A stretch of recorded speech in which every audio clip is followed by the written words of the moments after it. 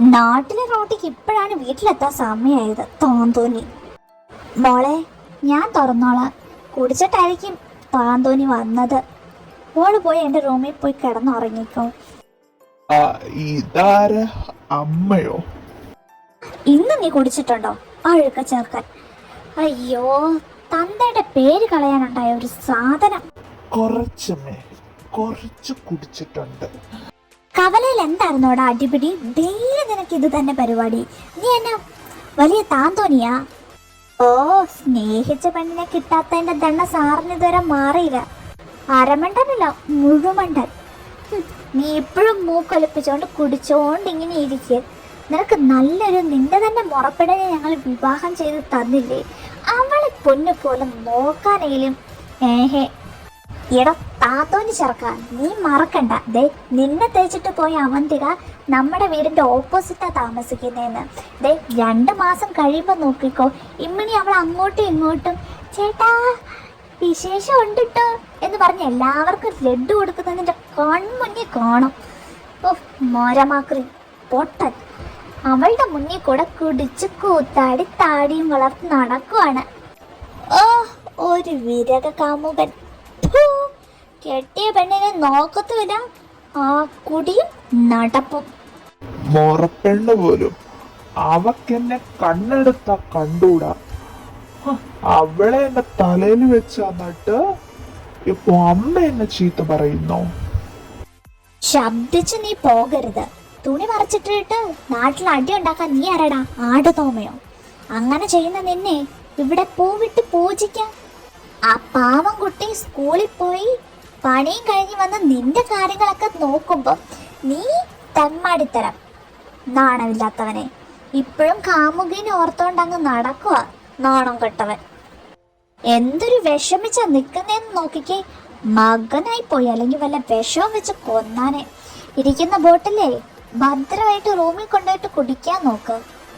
ആ, ഞാൻ പോകുക. എന്നും കുടിക്കും, നാളെയും കുടിക്കും. അയ്യോ മതി. ഈ കള്ളിനൊക്കെ എന്തൊരു ടേസ്റ്റാ.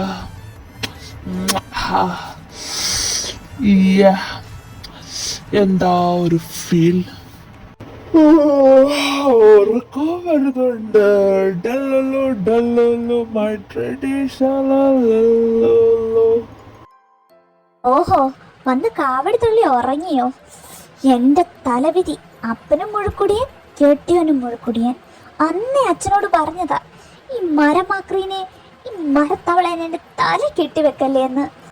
നാട്ടിലെ വലിയ പ്രമാണി കുടുംബ, ഇതിലും വലിയ നല്ലൊരു ബന്ധം കിട്ടാനില്ല എന്ന് പറഞ്ഞ് എന്റെ തലയിലേക്ക് കെട്ടിവെച്ച് തന്നതാ. ഇവനെ പറഞ്ഞിട്ട് കാര്യമില്ല, എന്റെ അച്ഛനെ പറഞ്ഞിട്ട കാര്യമുള്ളൂ. ആ തന്തപ്പടി ഇതെല്ലാം തുടങ്ങി വെച്ചത്. അന്നേ ഞാൻ പറഞ്ഞതാ, അയ്യേ ആ കോന്തനൊന്നും എന്റെ ഭർത്താവായിട്ട് വേണ്ടാന്ന്. അച്ഛൻ കേട്ടോ? എന്റെ വാക്കിന് പുല്ല് വില പോലും തന്നില്ല. ഈ കല്യാണം നടന്നില്ലെങ്കിൽ ഉത്തരത്തെ കേട്ട് ചാകൂന്ന് എന്റെ തന്തപ്പടിയുടെ ശബ്ദം. അതും അങ്ങനെ റെഡിയായി. ഇനിയിപ്പോ ഭർത്താവായി പോയില്ലേ, സഹിക്കുക തന്നെ. സഹിക്കാനോ? എന്തിന് ഞാൻ സഹിക്കണം? എന്തായാലും ഒരു പാഠം പഠിപ്പിക്കണം. മര്യാദയ്ക്ക് നിർത്താൻ പറ്റുമെന്ന് ഞാനൊന്ന് നോക്കട്ടെ. എന്തായാലും കഴുത്തിൽ താലി കെട്ടിയ പുരുഷനല്ലേ.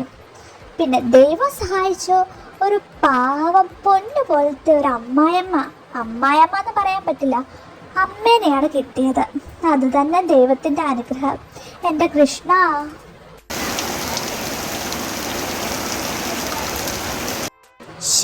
രാവിലെ തന്നെ എൻ്റെ കൃഷ്ണ, ഇത് എന്തൊരു മഴയാ. എനിക്കിന്ന് കുട്ടികളെ പഠിപ്പിക്കാൻ പോകാനുള്ളതാട്ടോ. ഓ, നേരം എടുത്തു എത്ര പെട്ടെന്ന്. എന്താ തലവേദന? ഡി ശിവ, എന്താ കഴിക്കാൻ? ടേബിളിൽ ചായയും ഉപ്പുമാവും എടുത്തു വെച്ചിട്ടുണ്ട്.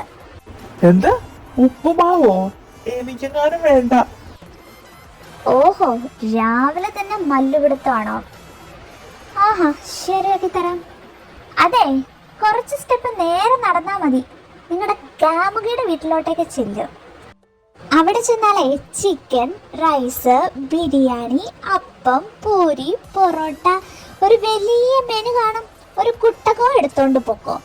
ദേ രാവിലെ തന്നെ വേഷം കെട്ടിയാലുണ്ടല്ലോ. എനിക്കിത് എന്തിന്റെ കേടായിരുന്നു. വായ മൂടി ഇരിക്കുക. കുറച്ചു നേരം പുറത്തിരുന്ന് വല്ല പത്രവും വായിക്കുക. പത്രമൊക്കെ വായിച്ചിട്ട് വർഷങ്ങളായി. തൊട്ടേലും നോക്കണ്ടേ. ഹരിയേട്ടാ, ദേ, ഹരിയേട്ടാ, ഇത് എവിടുന്ന ശൂശൂന്ന് ശബ്ദം? ഇപ്പൊ കേരള ഫുള്ളും പാമ്പാ. ഹരിയേട്ടാ, ഈ മതിലിന്റെ അങ്ങോട്ടേക്ക് നോക്ക്. ഞാനാ അവന്തിക. ഓ, ഇത് അതിനേക്കാളും വലിയ പാമ്പാണല്ലോ. എനിക്കറിയാം ഹരിയേട്ടൻ ഇപ്പോഴും എന്നെ ഇഷ്ടമാണെന്ന്. പഴയ നമ്പറാ, മാറിയിട്ടൊന്നുമില്ല. ഹരിയേട്ടൻ എപ്പോൾ വേണമെങ്കിലും വിളിക്കാം. ഞാൻ ആരും അറിയാണ്ട് കോൾ എടുത്തോളാം. പിന്നെ ഹരിയേട്ടാ, ഈ കുടിച്ചൊന്നും നടക്കരുത്. ആ പോട്ടെ, ആരേലും കാണും. അതെ, നീ അവിടെ ഒന്ന് നിന്നേ. വടക്കേ പറമ്പിൽ ഹരികൃഷ്ണനോർ ഒറ്റ തന്തയുള്ളൂ. നിന്നെ പോലെ വേൾഡ് നിറയെ ഡാഡീസ് ഇല്ല.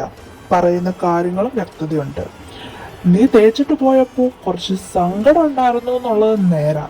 പക്ഷെ ഉണ്ടല്ലോ, അതിന് 100 മടങ്ങ് നിന്നേക്കാൾ സൗന്ദര്യവും സ്നേഹമുള്ള ഒരു വൈഫിനെയാ എൻ്റെ അമ്മ എനിക്ക് കണ്ടെത്തിയത്. അതുകൊണ്ട് നിന്റെ ഒരു സേവനം എനിക്ക് ആവശ്യമില്ല. അത് മാത്രമല്ല, വീട്ടില് ബിരിയാണി ഇരിക്കുമ്പോഴേ പുറത്തുനിന്ന് മണ്ണ് വാരി തിന്നേണ്ട യാതൊരു ആവശ്യവും എനിക്കില്ല. ഇനി നീ എന്റെ കൺവെട്ടത്ത് പോലും വന്നു പോയേക്കരുത്. ഓ, സാരക്ക് ഇന്ന് എന്താ ഹുങ്ക്? ഉടുത്തിട്ട് ശരിയാവുന്നില്ല. എന്റെ കൃഷ്ണ, സമയമില്ലാത്ത സമയത്തൊക്കെ ഒന്ന് അറ്റ്ലീസ്റ്റ് ഡോറിൽ മുട്ടിക്കൂടെ? തള്ളി തുറന്ന് വന്നേക്കുവാണ്, ലോക്കൽ ട്രെയിൻ പോലെ. എക്സ്ക്യൂസ് മീ മാഡം, ഇത് എന്റെയും കൂടെ റൂമാ. എനിക്ക് ചിലപ്പോ ഇരിക്കാം, നോക്കാം, നിൽക്കാം. ഇതെല്ലാം ചെയ്യാനുള്ള സ്വാതന്ത്ര്യമുണ്ട്. Because I M your husband. മറന്നുപോയോ? അയ്യടാ, ഒരു കച്ചബൻഡ് വന്നേക്കുന്നു. പോകാൻ നോക്ക്. ഒരു ഇടി വെച്ചെന്നുണ്ടല്ലോ. പോടാന്നോ? ബാൽക്കണിയിലിരുന്ന് ഞാൻ എല്ലാം കേട്ടിട്ടുണ്ടായിരുന്നു. എന്ത് ഈ ആശാന് നമ്പർ ഒന്നും വേണ്ടേ? അതോ നമ്പർ ഇരിക്കുന്നതുകൊണ്ടാണോ ആളുടെ നമ്പർ വാങ്ങാത്തെ?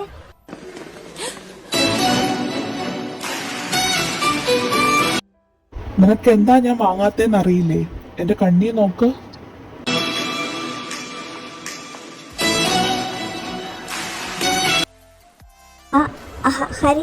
ഹരിയേട്ടാ, സ്കൂളിൽ പോകാൻ ടൈമായി.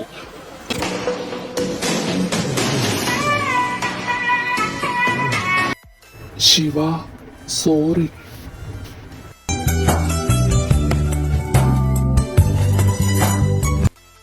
ശിവ, നീ ഓക്കെ അല്ലേ?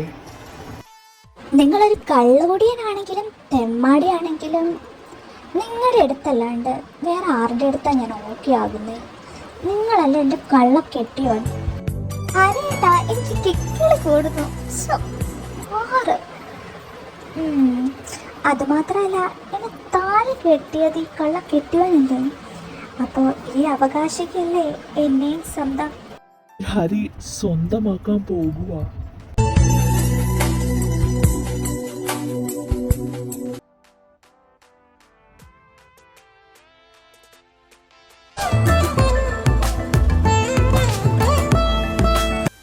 മോളെ അവന്തികേ, ഇവിടെ ആരുമില്ലേ? അവന്തികേ, ആൻറ്റി ആയിരുന്നോ? വാ, കയറിയിരിക്കാം ആൻറ്റി. ഇതെന്താ ലഡു ഒക്കെ ആയിട്ട്? ഞങ്ങളുടെ വീട്ടിലേക്ക് ഒരു കുഞ്ഞ് അതിഥിയും കൂടെ വരാൻ പോകുന്നു. മോൾക്ക് വിശേഷമൊന്നും ആയില്ലേ ആൻറ്റി? അത് പിന്നെ ഞങ്ങൾ ഡോക്ടറിനെയൊക്കെ കൺസൾട്ട് ചെയ്യുന്നുണ്ട്. ശരി മോളെ, മോള് ലഡു തന്നെ. മോൾ ഏതായാലും അവനെ തേച്ചത് നന്നായി. അതുകൊണ്ടെന്താ, ഇപ്പം നല്ല അടിപൊളിയായിട്ട് അവർ ജീവിക്കുന്നുണ്ട്. അവരങ്ങ് പ്രണയിക്കട്ടെ, ഇനി അവരുടെ കാലമാകട്ടെ. ശരി മോളെ.